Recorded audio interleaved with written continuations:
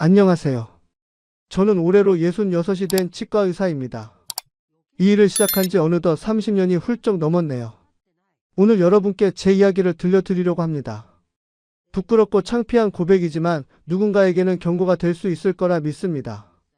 지난달 통장을 확인하던 날이었습니다. 병원 계좌에 찍힌 월 매출은 10억 원이 넘었죠. 언뜻 보면 대단한 숫자입니다. 주변 사람들은 여전히 제게 부러움의 시선을 보냅니다. 그런데 말입니다. 정작 제 개인 통장 잔고는 고작 80만 원이었습니다. 아내 명의 통장까지 합쳐도 200만 원이 채 안 됐어요. 이게 말이 됩니까? 월 매출 10억 원인 병원 원장이 통장에 200만 원도 없다니요. 처음 이 사실을 깨달았을 때 저는 한참을 멍하니 앉아 있었습니다. 도대체 무엇이 잘못된 걸까요? 30년 동안 성실하게 환자를 봐왔고 실력도 인정받아 왔다고 자부했는데 말이죠. 제 옆에는 36살 된 아들이 있습니다. 아들 역시 치과 의사예요. 명문 치과대학을 졸업하고 5년 전부터 저와 함께 병원을 운영하고 있죠. 제가 얼마나 자랑스러워했는지 모릅니다. 아버지의 뒤를 이어 같은 길을 걷는다는 것. 그보다 더 큰 기쁨이 어디 있겠습니까? 그런데 요즘 아들의 표정이 예전 같지 않습니다. 퇴근길 차 안에서 아들이 한숨을 쉬는 모습을 볼 때마다 가슴이 찢어집니다. 며칠 전에는 진료실 구석에서 고개를 숙인 채 한참을 서 있더군요. 다가가 등을 토닥였더니 아들이 작게 중얼거렸습니다. 아버지, 우리 언제까지 이렇게 버틸 수 있을까요? 그 말을 듣는 순간 눈앞이 캄캄해졌습니다. 제 선택이 아들의 인생까지 망친 건 아닐까 하는 생각이 들었거든요. 아들은 제 꿈을 따라왔습니다. 아버지처럼 훌륭한 치과 의사가 되겠다고 했어요. 그런데 지금 아들이 마주한 현실은 제가 경험했던 그 시절과는 완전히 달랐습니다. 병원 주변만 봐도 알 수 있습니다. 반경 500m 안에 치과가 7개나 생겼어요. 불과 5년 전만 해도 3곳이었는데 말이죠. 건물 2층에 우리 병원이 있고 3층에도 치과가 있습니다. 심지어 건너편 건물에도 2곳이나 되죠. 어제는 병원 앞을 지나가다가 깜짝 놀랐습니다. 건너편에 새로 생긴 치과 현수막에 이렇게 적혀 있더군요. 임플란트 1개당 29만 원. 저는 그 자리에서 한동안 멍하니 서 있었습니다. 우리 병원은 120만 원을 받거든요. 양심적으로 깎아줘도 100만 원 아래로는 내릴 수가 없어요. 그런데 29만 원이라니요. 도대체 어떻게 그런 가격이 가능한 겁니까? 재료비만 해도 그 정도는 나가는데 말이죠. 분명 어딘가에 함정이 있을 겁니다. 하지만 환자들은 모릅니다. 그저 싸다는 이유만으로 그쪽으로 발걸음을 옮기죠. 실제로 우리 병원 단골이었던 분이 최근 그 치과로 옮겨갔습니다. 15년 넘게 저를 믿고 다니시던 분인데 말이에요. 그분이 떠나시던 날 접수 직원에게 이렇게 말씀하시더군요. 선생님한테 미안한데 요즘 물가가 너무 올라서 저렴한 곳으로 옮겨야지 어쩔 수 없네요. 그 말을 전해 듣고 저는 아무 말도 할 수 없었습니다. 뭐라고 붙잡을 수 있겠습니까? 환자분의 사정도 이해가 가니까요. 요즘 경기가 얼마나 어려운데요. 저라도 똑같은 상황이었다면 조금이라도 싼 곳을 찾았을 겁니다. 그렇게 환자는 하나둘 줄어들었습니다. 매출은 겉으로 보기엔 괜찮아 보이지만 속을 들여다보면 처참합니다. 월세가 350만 원, 직원 인건비가 매달 2,800만 원 나갑니다. 장비 리스료만 해도 월 600만 원이 넘어요. 5년 전 아들이 합류하면서 병원을 완전히 새로 꾸몄거든요. 최신 CT 장비에 디지털 진료 시스템까지 도입했죠. 그때 은행에서 8억 원을 빌렸습니다. 지금 이자만 매달 480만 원씩 나가요. 여기에 재료비, 소모품비, 광고비까지 합치면 매달 고정으로 나가는 돈이 8만 원을 훌쩍 넘습니다. 매출 10억 원에서 이 비용들을 다 빼고 나면 남는 게 얼마나 될까요? 좋게 잡아도 1,500만 원 정도입니다. 그것도 아무 문제 없이 한 달이 흘러갔을 때 이야기죠. 예상치 못한 장비 고장이라도 나면 그달은 바로 적자입니다. 1,500만 원을 아들과 나눠 가져야 합니다. 각자 750만 원씩 받는 셈이죠. 30년 경력 원장과 5년차 치과 의사가 말입니다. 대학병원에서 월급 받는 동기들보다 못한 수입입니다. 아들의 대학 동기는 대형 치과에 취업해서 매달 정확하게 600만 원을 받는다고 하더군요. 퇴근 시간도 정확하고 주말도 쉰답니다. 그런데 우리는 어떻습니까? 평일엔 밤 9시까지 진료하고 토요일도 반나절 일합니다. 공휴일에도 응급 환자 전화가 오면 달려가야 하죠. 그렇게 일해도 750만 원입니다. 여기서 4대 보험료, 세금 떼고 나면 실제 손에 쥐는 돈은 더 줄어듭니다. 지난주에는 아들 며느리가 친정어머니께 돈을 빌렸다는 이야기를 우연히 들었습니다. 손주 어린이 집비를 내야 하는데 통장이 비었다면서요. 그 말을 듣는 순간 정말 죽고 싶었습니다. 쟤 때문에 아들 가정까지 이렇게 힘들어지다니요. 30년 전 제가 개혼했을 때만 해도 세상이 달랐습니다. 1994년 봄이었어요. 그때 저는 35살이었고 가슴에는 희망이 가득했습니다. 치과대학을 졸업하고 대학병원에서 5년간 수련을 마친 뒤였죠. 깨원 자금으로 부모님께 받은 돈과 은행 대출을 합쳐 총 1억 2천만 원을 마련했습니다. 지금 생각하면 참 적은 돈으로 시작했던 것 같습니다. 그 돈으로 작은 상가 건물 2층을 임대하고 장비를 들여놓았어요. 유니트 체어 세대의 기본적인 장비들만 갖췄죠. 화려하진 않았지만 깔끔하고 정갈한 공간이었습니다. 깨원 첫날 아침 일찍 병원 문을 열면서 가슴이 두근거렸던 기억이 생생합니다. 놀라운 일은 개원한 지 한 달도 안 돼서 벌어졌습니다.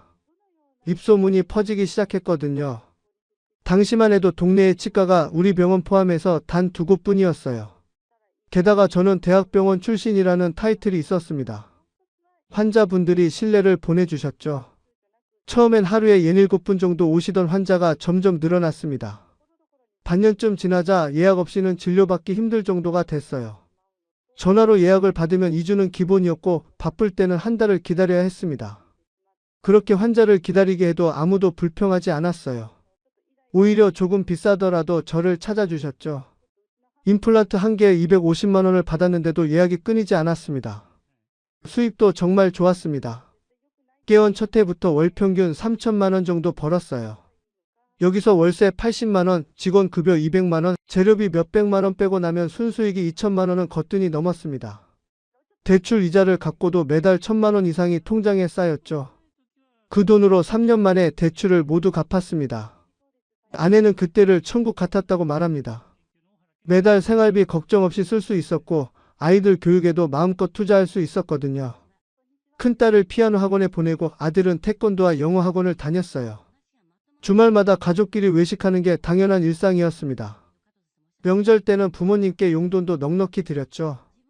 깨원 5년 차가 되던 해에는 강남에 아파트를 샀습니다. 당시 시세로 4억 원 정도 하는 30평대 아파트였어요. 대출 없이 현금으로 샀죠. 그게 가능했던 시절이었습니다. 주변 사람들이 부러워했어요. 30살에 치과 의사 된 사람은 인생 성공한 거라는 말이 자연스럽게 나오던 때였습니다. 그 즈음 아들이 초등학교에 입학했습니다. 하루는 아들이 장래희망을 물어보더군요. 저는 망설임 없이 대답했죠. 아빠처럼 치과 의사가 되면 좋겠다고요.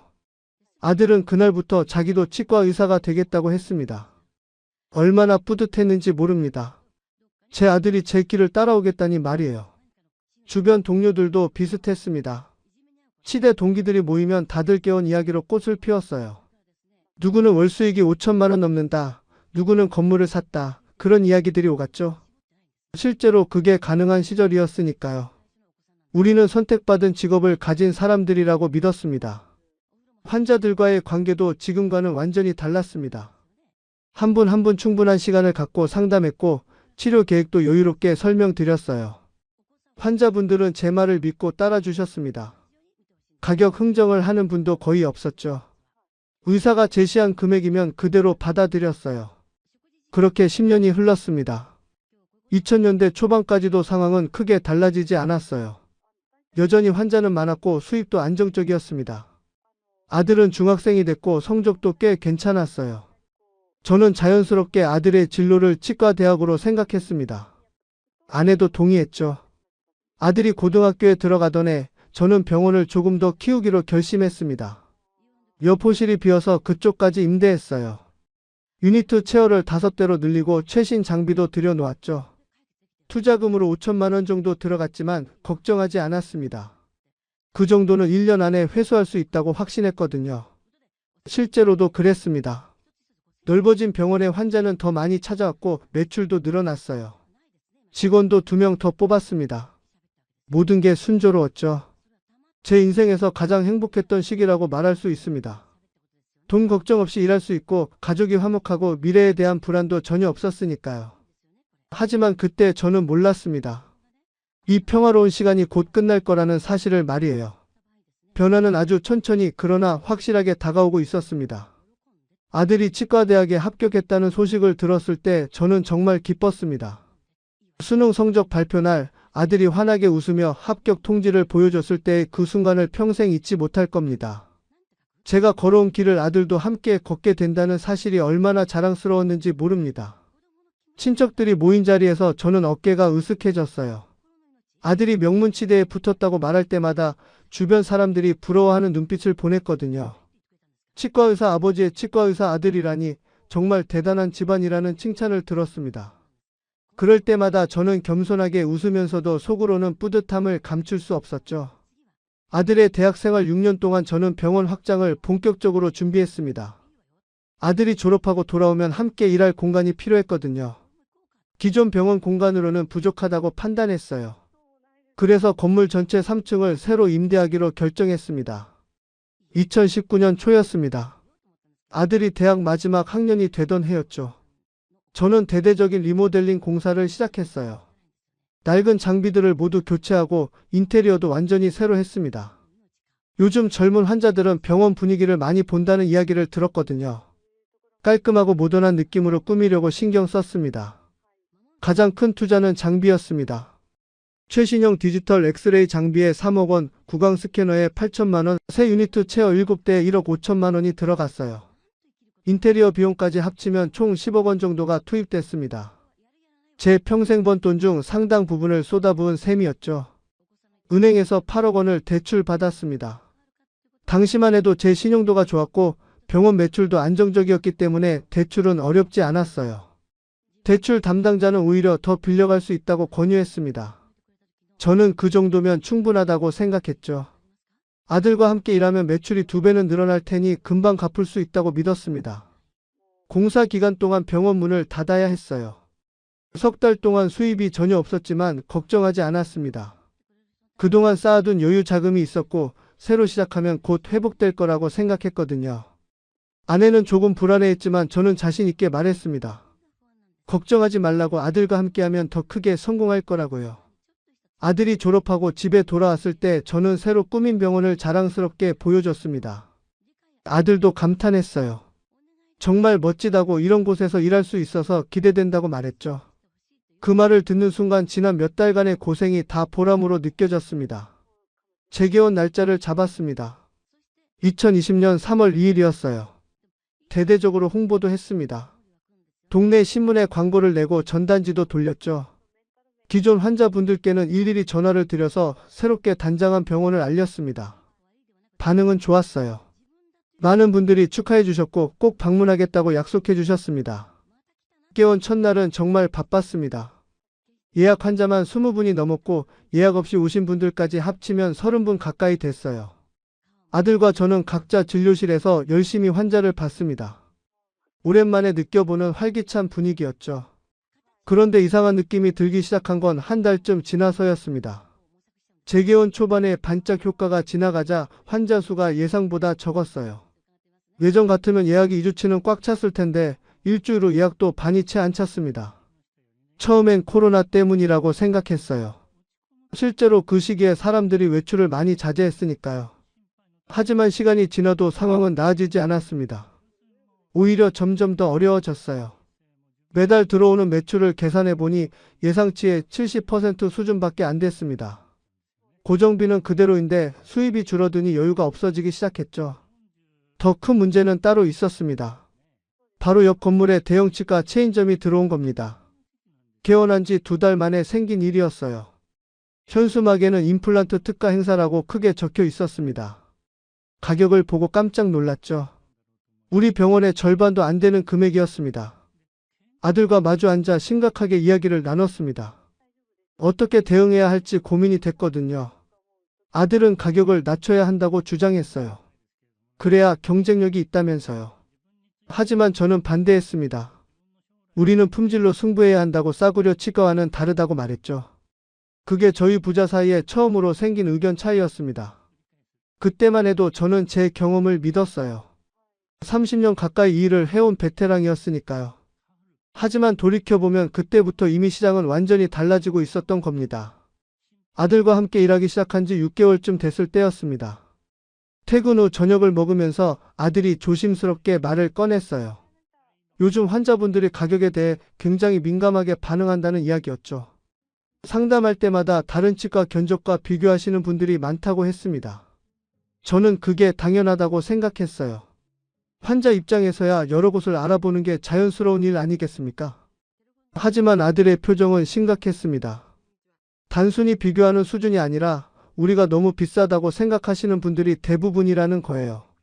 실제로 상담 후 치료를 결정하시는 비율이 예전의 절반도 안 된다고 했습니다. 병원 운영 회의를 따로 갖기 시작했습니다. 매주 목요일 저녁 진료가 끝나면 아들과 저는 사무실에 앉아 숫자를 들여다봤어요.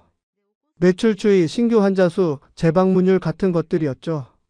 그래프는 계속해서 아래로 향하고 있었습니다.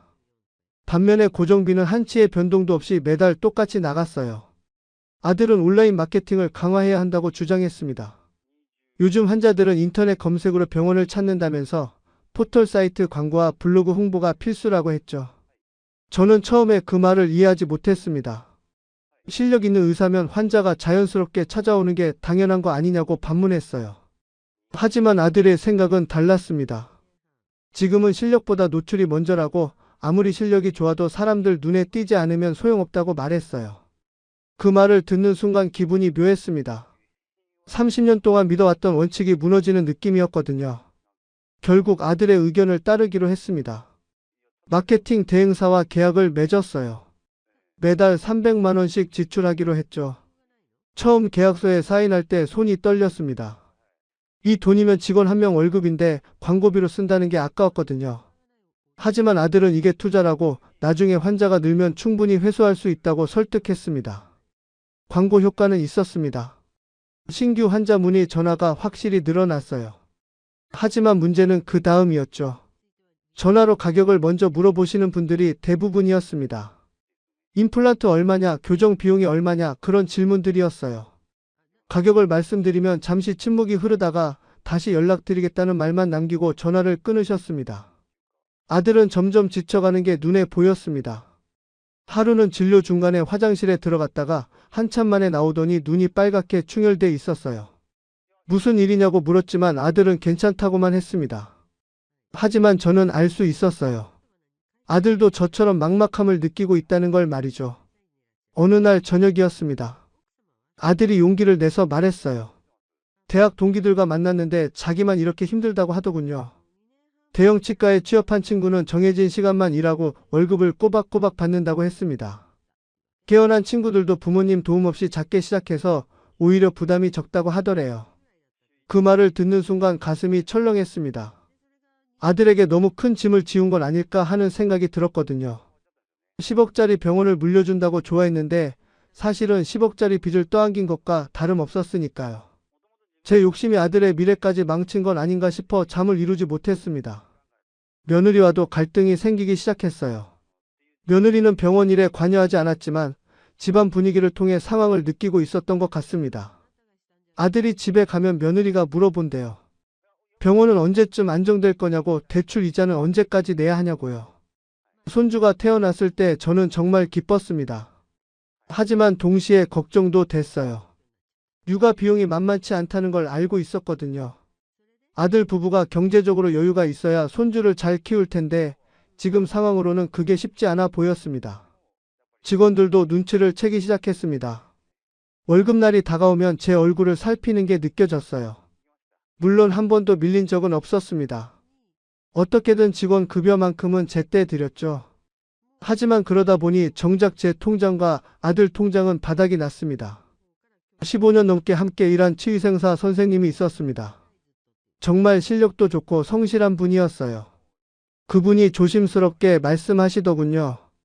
요즘 병원 분위기가 예전 같지 않다고, 혹시 무슨 어려움이 있으시냐고요. 저는 아무렇지 않은 척 웃으며 괜찮다고 했습니다. 하지만 속으로는 부끄러웠어요. 밤늦게 혼자 병원에 남아있을 때가 많아졌습니다. 장부를 보면서 어디를 줄일 수 있을까 고민했죠. 하지만 답이 나오지 않았어요. 임대료는 계약상 고정이고 직원들 급여는 최소한으로 주고 있었으며 재료비는 더 이상 줄일 수 없었습니다. 대출 이자는 매달 480만 원씩 나갔고요. 아들과 마주 앉아 있어도 대화가 줄어들었습니다. 예전에는 진료 이야기도 나누고 농담도 주고받았는데 어느새 침묵만 흐르게 됐어요. 서로 힘든 걸 알면서도 위로의 말조차 꺼내기 어려웠습니다. 위로한다고 상황이 나아지는 것도 아니었으니까요. 그렇게 1년이 흘렀습니다. 매출은 조금씩 늘긴 했지만 고정비를 감당하기엔 턱없이 부족했어요. 제가 기대했던 것과 현실은 너무나 달랐습니다. 건너편에 들어선 대형 프랜차이즈 치과는 우리 병원의 악몽이었습니다. 개업 첫날부터 현수막을 크게 걸었어요. 임플란트 29만 원, 교정 상담 무료, 스케일링 1만 원이라는 문구가 눈에 띄었죠. 처음 봤을 때는 황당했습니다. 저런 가격으로 어떻게 병원을 운영할 수 있을까 싶었거든요. 하지만 환자들의 반응은 뜨거웠습니다. 개원한 지 일주일도 안 됐는데 사람들이 줄을 서서 기다리더군요. 아침 일찍부터 저녁 늦게까지 불이 꺼지지 않았어요. 반면 우리 병원 대기실은 점점 한산해졌습니다. 예약 환자가 오시는 시간에만 잠깐 사람들로 채워졌다가 다시 텅 비곤 했죠. 단골 환자분들도 하나둘 떠나기 시작했습니다. 10년 넘게 저를 믿고 다니시던 분이 어느 날 접수 직원에게 조용히 말씀하셨대요. 경제 사정이 어려워서 당분간 치료를 미루겠다고요. 그런데 며칠 후 건너편 치과에서 그분을 봤습니다. 우연히 길을 지나가다 창문 너머로 보였거든요. 그때의 배신감이란 말로 표현하기 힘듭니다. 물론 환자분께 잘못은 없어요. 조금이라도 저렴한 곳을 찾는 건 당연한 일이니까요. 하지만 그래도 마음이 아팠습니다. 오랜 시간 쌓아온 신뢰가 가격 앞에서는 아무 의미가 없다는 걸 깨달았거든요. 아들은 더 적극적으로 대응해야 한다고 주장했습니다. 우리도 이벤트를 만들어야 한다고 가격 할인 행사라도 해야 한다고 했어요. 저는 고민이 됐습니다. 30년 동안 한 번도 가격을 깎아본 적이 없었거든요. 품질로 승부한다는 게 제 원칙이었으니까요. 하지만 현실은 냉정했습니다. 원칙을 지키면서 환자를 잃을 것인가, 아니면 원칙을 꺾고 생존할 것인가. 선택의 기로에 섰죠. 결국 저는 아들의 의견을 받아들이기로 했습니다. 처음으로 임플란트 할인 행사를 진행했어요. 기존 250만 원에서 180만 원으로 낮췄습니다. 광고비를 추가로 지출했습니다. 현수막도 새로 만들고 전단지도 뿌렸어요. 인터넷 광고도 늘렸죠. 한 달에 광고비로만 500만 원 가까이 나갔습니다. 그렇게까지 해도 반응은 미미했어요. 건너편 치과에 비하면 여전히 비싸다는 인식 때문이었죠. 더 큰 문제는 기존 환자분들의 반발이었습니다. 예전에 정가를 다 내고 치료받으신 분들이 항의 전화를 하셨어요. 왜 자기들한테는 비싸게 받았냐고 불공평하다고 하시더군요. 해명하려고 해도 설득이 되지 않았습니다. 그분들 중 일부는 그 길로 단골을 끊으셨어요. 매출은 10억 원 선을 유지했지만 내실은 점점 나빠졌습니다.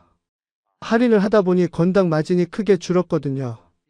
예전에 임플란트 하나에 150만 원 정도 남았는데 이제는 50만 원도 채 안 남았어요. 그러니 같은 매출을 올려도 순수익은 3분의 1로 줄어든 셈이었습니다. 은행에서 연락이 왔습니다. 대출 이자 납부가 며칠 늦었다는 거예요. 사실 그달은 정말 힘들었습니다. 직원 급여를 먼저 주고 나니 이자 낼 돈이 모자랐거든요. 개인 통장에서 긁어 모아서 겨우 납부했죠. 그런 일이 처음이었기 때문에 충격이 컸습니다. 집에 가서도 잠을 제대로 못 잤어요. 새벽 3시, 4시까지 천장만 바라보며 뒤척였습니다. 이대로 가다간 정말 망하는 거 아닌가 하는 생각이 머릿속을 떠나지 않았거든요. 아내가 걱정스럽게 물어봤지만 괜찮다고만 했습니다. 아내까지 불안하게 만들고 싶지 않았어요. 건강도 나빠지기 시작했습니다. 스트레스 때문인지 혈압이 올랐어요. 어지럽고 두통도 자주 왔죠. 병원에 갔더니 혈압약을 처방받았습니다. 당뇨 수치도 경계선이라고 하더군요. 관리를 잘해야 한다는 말을 들었지만 정작 제 건강을 챙길 여유가 없었습니다. 직원들 앞에서만큼은 태연한 척했어요. 힘든 내색을 하면 직원들도 불안해할 테니까요. 하지만 속으로는 매일매일이 전쟁 같았습니다. 아침에 병원 문을 열 때마다 오늘은 환자가 몇 분이나 올까? 매출은 얼마나 될까 조마조마했죠. 아들도 비슷한 상태였습니다. 얼굴에서 웃음이 사라졌어요. 예전엔 환자분들과 농담도 주고받고 밝게 대했는데 이제는 기계적으로 진료만 하는 것처럼 보였습니다. 퇴근길 차 안에서 아들이 한숨 쉬는 소리를 들을 때마다 마음이 찢어졌어요. 어느 날 며느리한테서 전화가 왔습니다. 손주 어린이 집비를 못 냈다는 거예요. 아들이 돈을 주겠다고 했는데 계속 미루고 있다면서 혹시 병원에 무슨 문제가 있냐고 물었습니다. 저는 뭐라고 대답해야 할지 몰랐어요. 결국 제가 어린이 집비를 대신 냈습니다. 그날 밤 아들과 둘이서 소주를 마셨습니다. 오랜만에 아들과 술자리를 가진 거였어요. 아들이 취한 목소리로 말했습니다. 자기가 선택을 잘못한 것 같다고, 치과 의사가 아닌 다른 길을 걸었어야 했다고요. 그 말을 듣는 순간 눈물이 날 것 같았습니다. 아들의 대학 동기 모임이 있던 날이었습니다. 아들은 평소와 달리 모임에 가기 싫다고 했어요. 친구들 만나는 게 부담스럽다는 거였죠. 하지만 제가 권했습니다. 가끔은 친구들도 만나고 기분 전환도 해야 한다고 말이에요. 아들은 마지못해 나갔지만 표정이 밝지 않았습니다. 그날 밤 늦게 아들이 집에 돌아왔습니다. 술에 취한 것 같았어요. 다음날 아침 출근길에 아들이 어젯밤 이야기를 꺼냈습니다.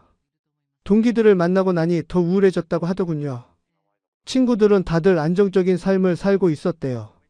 대형 치과 체인에 취업한 친구는 월급이 정확하게 들어오고 주말도 보장되고 야근도 없다고 했습니다. 또 다른 친구는 작은 규모로 개원했는데 오히려 그게 잘 됐다고 하더래요. 부모님 도움 없이 소자본으로 시작했기 때문에 부담이 적었고 환자가 적어도 적자는 안 난다고 했답니다. 유니트 체어 세대로 혼자 운영하는데 월 순수익이 500만 원 정도 나온다면서요. 화려하진 않지만 편안하게 살 수 있는 수준이라고 했습니다. 아들은 자기만 이렇게 힘든 것 같다고 말했어요. 대형 병원을 물려받았으니 좋은 거 아니냐는 친구들의 말에 아무 대답도 못했다고 하더군요. 겉으로는 화려해 보여도 실제로는 빚더미 위에 앉아 있다는 걸 어떻게 설명할 수 있겠습니까? 저는 아들에게 미안함밖에 느껴지지 않았습니다. 며느리와의 관계도 점점 어색해졌습니다. 명절 때 모였을 때 며느리 표정이 예전 같지 않았어요. 아내가 나중에 귀띔해줬는데 며느리가 친정어머니한테 하소연을 많이 한다더군요. 남편이 돈을 못 벌어오는 것도 아닌데 생활비가 항상 빠듯하다고, 시아버지 병원 때문에 고생한다고 말이죠. 그 이야기를 듣고 정말 미안했습니다. 며느리 입장에서야 억울할 만도 했어요. 시대기 치과 병원을 운영하는데 정작 자기네 살림은 쪼들린다는 게 이해가 안 됐을 겁니다. 하지만 저희 사정을 낱낱이 설명할 수도 없는 노릇이었죠. 손주 돌잔치를 준비할 때였습니다. 며느리가 원하는 대로 해주고 싶었어요. 하지만 예산을 보니 최소 1,500만 원은 들어갔습니다. 저는 아들에게 조금 검소하게 하면 안 되겠냐고 조심스럽게 물었어요. 아들은 아무 말도 하지 않았습니다. 그냥 고개만 끄덕였죠. 나중에 알고 보니 며느리 친정에서 절반을 보태줬다고 하더군요. 그 일 있고 나서 며느리가 파트타임 일을 시작했습니다. 손주를 친정어머니께 맡기고 주 3일 약국에서 일한다고 했어요. 며느리는 원래 약사 면허가 있었거든요. 결혼하면서 일을 그만뒀는데 다시 나간 겁니다. 아들은 그 사실을 제게 말하지 않았어요. 우연히 아내한테 듣고 알았습니다. 아들이 얼마나 자존심 상했을까 싶었습니다. 아내가 돈을 벌러 나가야 하는 상황이니까요. 치과 의사인데 말이죠. 아들 세대 친구들 중에는 아내가 전업주부인 경우가 대부분이라고 들었습니다. 그런데 자기 아내만 일을 나가니 아들 입장에선 창피했을 거예요. 병원 분위기도 점점 가라앉았습니다. 직원들끼리도 대화가 줄었어요. 예전엔 점심시간에 웃음소리가 들렸는데 이제는 조용했습니다. 모두들 눈치를 보고 있다는 게 느껴졌죠. 월급날이 다가오면 특히 그랬어요. 제때 월급이 나올까 걱정하는 표정들이었습니다. 15년 넘게 함께한 치위생사 선생님이 사직서를 내셨습니다. 더 좋은 곳으로 이직한다는 게 아니라 아예 일을 그만둔다고 하셨어요. 남편 사업이 잘 돼서 더 이상 일할 필요가 없어졌다면서요. 하지만 저는 알았습니다. 진짜 이유가 뭔지 말이죠. 우리 병원의 앞날이 불안해서 떠나시는 거였어요. 새 직원을 뽑아야 했습니다. 그런데 이전처럼 경력직을 쓸 여유가 없었어요. 신입을 뽑기로 했죠. 급여도 기존보다 낮게 책정했습니다. 그렇게라도 인건비를 줄여야 했거든요. 신입 선생님은 열심히 했지만 경력의 차이는 어쩔 수 없었습니다. 진료 효율이 떨어졌어요. 아들이 어느 날 제게 물었습니다. 차라리 병원을 정리하는 게 낫지 않겠냐고요. 지금 팔면 얼마라도 건질 수 있을 거라고 했습니다. 하지만 저는 고개를 저었어요. 30년 넘게 쌓아온 걸 그냥 포기할 수는 없다고, 조금만 더 버티면 상황이 나아질 거라고 말했습니다. 사실 저도 확신은 없었습니다. 그냥 포기하기 싫었던 거죠. 제 인생 전부가 이 병원이었으니까요. 여기서 물러나면 제게 남는 게 뭐가 있겠습니까? 빚만 가득한 통장과 지쳐버린 몸뿐일 텐데요. 아들은 더 이상 말하지 않았습니다. 하지만 아들 눈빛에서 실망을 읽을 수 있었어요. 아버지가 현실을 인정하지 않는다고 생각하는 것 같았습니다. 어쩌면 그게 맞는 말일지도 모르겠어요. 저는 여전히 과거에 갇혀 있었으니까요. 대학병원 동기가 연락을 해왔습니다. 오랜만에 만나자고 하더군요. 만났더니 그 친구는 교수가 돼 있었어요. 안정적인 월급을 받으며 연구도 하고 후학도 양성한다고 했습니다. 부럽더군요. 저도 그때 개원 대신 다른 길을 선택했더라면 어땠을까 하는 생각이 들었습니다. 하지만 후회해봤자 소용없는 일이었죠. 이미 선택은 끝났고 돌아갈 수도 없었습니다. 제 앞에는 오직 한 가지 길만 있었어요. 끝까지 버티는 것뿐이었습니다. 은행에서 정식 경고장이 날아왔습니다. 대출 이자 연체가 2달째 이어졌다는 내용이었어요. 담당 직원이 전화로 말했습니다. 이번 달까지 밀린 이자를 납부하지 않으면 신용등급에 영향을 줄 수밖에 없다고요. 제 평생 이런 경고를 받아본 적이 없었습니다. 60년 넘게 살면서 처음 겪는 일이었죠. 밀린 이자가 960만 원이었습니다. 당장 통장에는 300만 원밖에 없었어요. 아들 통장도 사정은 마찬가지였죠. 결국 제 명의로 된 신용카드로 현금 서비스를 받았습니다. 이자가 얼마나 붙든 상관없었어요. 일단 은행부터 막아야 했으니까요. 카드 이자까지 합치니 매달 나가는 고정비가 더 늘어났습니다. 악순환이었죠. 빚을 갚으려고 빚을 내는 꼴이었으니까요. 이렇게 가다간 정말 파산하겠다는 생각이 들었습니다. 하지만 어쩔 수 없었어요. 당장 눈앞의 불부터 꺼야 했거든요. 집에서는 아무것도 모르는 척 했습니다. 아내 앞에서는 여전히 괜찮은 척 연기했어요. 아내가 생활비를 달라고 하면 어떻게든 마련해서 줬죠. 제 용돈은 거의 쓰지 않았습니다. 점심도 거르는 날이 많았어요. 배고프다는 핑계로 일찍 잠자리에 들곤 했습니다. 건강검진 결과가 나왔습니다. 당뇨 진단을 받았어요. 혈압도 고혈압 2기까지 올랐고요. 의사 선생님이 말씀하셨습니다. 스트레스를 줄이고 규칙적인 운동을 해야 한다고, 식습관도 바꿔야 한다고요. 하지만 저는 웃을 수밖에 없었습니다. 지금 제 상황에서 그게 가능한 일인가 싶었거든요. 약을 처방받았지만 제대로 먹지 못했습니다. 바쁘다는 핑계로 먹는 걸 자주 잊어버렸어요. 사실은 신경 쓸 여력이 없었던 겁니다. 병원 운영에만 정신이 팔려서 제 건강 따위는 뒷전이었죠. 몸이 아파도 참았어요. 쓰러지면 안 된다는 생각뿐이었습니다. 아들을 볼 때마다 죄책감이 밀려왔습니다. 제 욕심 때문에 아들 인생까지 망친 것 같았거든요. 아들이 다른 길을 선택했더라면 지금쯤 편안하게 살고 있었을 텐데요. 대형 치과에 취업했거나 작게라도 독립적으로 개원했더라면 이런 고통은 없었을 겁니다. 며느리 친정에서 명절 선물을 보내왔습니다.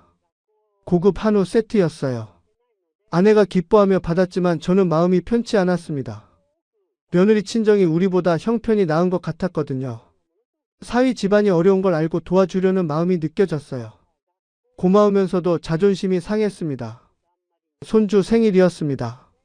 선물을 사주고 싶었는데 카드 한도가 다 찼더군요. 결국 현금으로 10만 원만 봉투에 넣어줬어요. 며느리가 받으면서 괜찮다고 했지만 표정이 실망스러워 보였습니다. 할아버지가 겨우 10만 원밖에 못 준다는 게 서운했겠죠. 직원 한 분이 또 그만두겠다고 했습니다. 이번엔 5년차 치위생사 선생님이었어요. 더 나은 조건의 병원으로 옮긴다고 하셨습니다. 급여는 우리보다 100만 원 더 주고 주말 근무도 없다고 하더군요. 붙잡고 싶었지만 더 좋은 조건을 제시할 수 없었어요. 신입 직원을 또 뽑았습니다. 이번엔 아르바이트로 채용했어요. 정규직으로 쓸 여유가 없었거든요. 4대 보험도 들어주지 않는 조건이었습니다. 양심의 가책이 느껴졌지만 어쩔 수 없었어요. 병원이 망하면 모두가 일자리를 잃으니까요. 아들과 저는 점점 말이 없어졌습니다. 진료실에서도 필요한 말만 주고받았어요. 퇴근 후에도 각자 차를 타고 집으로 갔죠. 예전엔 함께 저녁도 먹고 이야기도 나눴는데 이제는 그럴 여유가 없었습니다. 서로를 마주 보는 게 고통스러웠던 것 같아요. 밤에 잠을 제대로 자지 못했습니다. 새벽 2시, 3시에 눈이 떠지면 다시 잠들기 힘들었어요. 머릿속에선 온갖 걱정이 맴돌았죠. 내일 환자가 몇 명이나 올까? 이번 달 매출은 목표를 채울 수 있을까? 직원 월급은 제때 줄 수 있을까? 수면제를 먹기 시작했습니다. 처음엔 약한 걸로 시작했는데 점점 효과가 없어졌어요. 용량을 늘렸죠. 그래도 잠이 오지 않는 날이 많았습니다. 아침에 일어나면 온몸이 무거웠어요. 진료실에 서 있기도 힘들 정도였습니다. 아내가 눈치를 챘습니다. 제 약통을 발견한 거예요. 왜 이런 약을 먹냐고 물었습니다. 저는 대충 둘러댔죠. 나이 들어서 잠이 안 온다고 별거 아니라고요. 하지만 아내는 믿지 않는 것 같았어요. 제 얼굴을 유심히 들여다보며 한숨만 쉬었습니다. 큰딸이 전화를 했습니다. 오랜만에 가족끼리 외식하자고 하더군요. 저는 바쁘다고 핑계를 댔어요. 사실은 외식할 돈이 아까웠던 겁니다. 딸은 서운한 목소리로 알았다고 했죠. 전화를 끊고 나서 한참을 멍하니 앉아 있었습니다. 거울을 보니 제 모습이 낯설었습니다. 머리는 하얗게 새고 얼굴엔 주름이 가득했어요. 눈가는 푹 꺼졌고요. 60대 중반의 노인이 거기 서 있었습니다. 언제 이렇게 늙었을까 싶었죠. 불과 몇 년 전만 해도 제법 젊어 보인다는 소리를 들었는데요. 8억 원의 빚이 저를 짓누르고 있었습니다. 매달 480만 원씩 나가는 이자를 갚기 위해 허덕이는 나날들이었어요. 원금은 손도 못 대고 있었죠. 이대로라면 평생 갚지 못할 것 같았습니다. 아니, 제가 죽어도 아들에게 빚이 남을 겁니다. 여기까지가 제 이야기입니다. 화려해 보이는 월매출 10억 원 뒤에 숨겨진 처절한 현실이었죠. 30년 넘게 쌓아온 모든 것이 무너져 내리는 과정을 지켜봐야 했습니다. 그리고 더 가슴 아픈 건 제 아들까지 이 늪에 빠뜨렸다는 사실입니다. 지금도 저는 매일 아침 병원 문을 엽니다. 포기할 수 없거든요. 이게 제가 할 수 있는 유일한 일이니까요. 하지만 앞날이 어떻게 될지는 모르겠습니다. 언제까지 버틸 수 있을지, 결국엔 문을 닫아야 하는 건 아닌지 두렵습니다. 후배 치과 의사들에게 꼭 전하고 싶은 말이 있습니다. 개원을 꿈꾸고 계신다면 정말 신중하게 결정하시길 바랍니다. 제가 개원했던 시절과 지금은 완전히 다른 세상입니다. 과거의 성공 공식은 더 이상 통하지 않아요. 문만 열면 환자가 오던 그 시절은 끝났습니다. 특히 대규모로 투자해서 화려하게 시작하려는 생각은 위험합니다. 저처럼 10억 원을 쏟아붓고 시작하면 그 부담을 감당하기 힘들어요. 매달 나가는 고정비가 너무 큽니다. 임대료, 인건비, 장비 리스료, 대출 이자만 해도 수천만 원이 나가거든요. 차라리 작게 시작하세요. 유니트 체어 2세대로 혼자 운영하는 것도 방법입니다. 화려하진 않아도 부담이 적으니까요. 환자가 적어도 적자는 안 나고 빚도 없으니 마음 편하게 일할 수 있습니다. 규모는 나중에 여유가 생기면 천천히 키워도 늦지 않아요. 자녀를 치과 의사로 키우려는 부모님들께도 말씀드리고 싶습니다. 신중하게 생각해 보시길 바랍니다. 저도 아들을 치과 의사로 만드는 게 최선이라고 믿었어요. 하지만 지금은 후회합니다. 아들에게 다른 선택지를 주지 못한 게 미안합니다. 치과 의사가 나쁜 직업은 아닙니다. 여전히 전문직이고 사람들을 도울 수 있는 보람 있는 일이에요. 하지만 예전처럼 안정적이고 수익성 높은 직업은 아니라는 걸 알아야 합니다. 경쟁은 치열하고 환자는 줄어들고 비용은 계속 올라갑니다. 만약 꼭 개원을 하시겠다면 철저한 시장 조사가 필요합니다. 그 지역에 이미 치과가 몇 개나 있는지, 인구 구성은 어떤지, 경쟁 병원의 가격대는 어느 정도인지 파악하셔야 해요. 그리고 최악의 경우를 대비한 계획도 세워두시길 바랍니다. 대출은 정말 신중하게 받으세요. 저는 너무 쉽게 8억 원을 빌렸습니다. 갚을 수 있을 거라고 확신했거든요. 하지만 현실은 달랐어요. 그 빚이 제 목을 조르고 있습니다. 가능하면 자기 자금으로만 시작하는 게 안전합니다. 광고와 마케팅에도 현혹되지 마세요. 업체들은 광고만 하면 환자가 몰려온다고 말합니다. 하지만 실상은 다릅니다. 광고비만 계속 나가고 실제 환자 증가는 미미해요. 차라리 그 돈으로 진료 실력을 키우는데 투자하는 게 낫습니다. 환자분들께도 부탁드립니다. 너무 저렴한 가격에 현혹되지 마시길 바랍니다. 임플란트 29만원 같은 초저가 뒤에는 분명 이유가 있어요. 저급 재료를 쓰거나 시술 시간을 줄이거나 필요 없는 추가 시술을 권하는 경우가 많습니다. 치과 치료는 평생 가는 겁니다. 한번 잘못 시술 받으면 나중에 더 큰 비용과 고통이 따라옵니다. 조금 비싸더라도 믿을 수 있는 곳에서 제대로 받으시는 게 결국엔 이득이에요. 가격만 보지 마시고 의료진의 경력과 병원의 평판도 꼼꼼히 따져보세요. 저는 이제 66입니다. 은퇴를 생각해야 할 나이죠. 하지만 8억 원의 빚을 안고 있는 상황에서 은퇴는 꿈도 못 꿉니다. 70이 넘어서도 일해야 할 것 같아요. 몸이 허락하는 한 계속 진료실에 서 있어야 합니다. 아들과는 요즘 조금씩 대화를 나누고 있습니다. 서로의 고통을 이해하게 됐거든요. 아들이 말했어요. 아버지를 원망하진 않는다고, 다만 시대가 변한 걸 우리가 미처 알지 못했던 거라고요. 그 말에 눈물이 났습니다. 우리는 함께 버티기로 했습니다.